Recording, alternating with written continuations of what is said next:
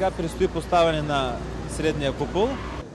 Благодарение на дарители, на християни от Украинската православна църква, се здобихме с тази ламарина, която е титанова и, както те и казват, пазалота без золота. Благодарни сме на тези трима господа. Работили са най-голямата катедрала православна на Балканите, Свети Сава в Сърбия.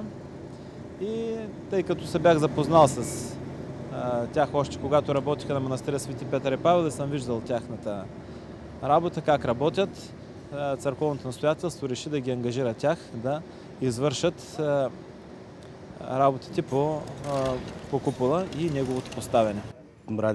Правихме много църкви, аз съм от 9 години тук, баща ми живее тук в България и много църкви направихме. Това е титаново покритие, което е много качествено, ще издържи най-малко 70-80 години. Към 1500 кг е тежест, с крана ще се дига.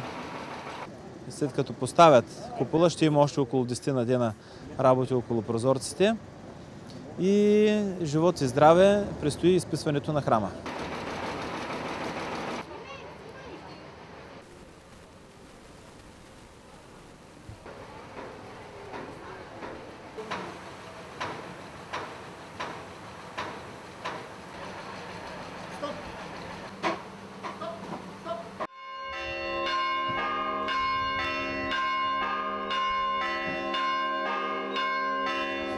От 1948 година, откакто е осветена църквата, на 27 септември от тогавашният митрополит Йосиф, храма чака своите стенописи.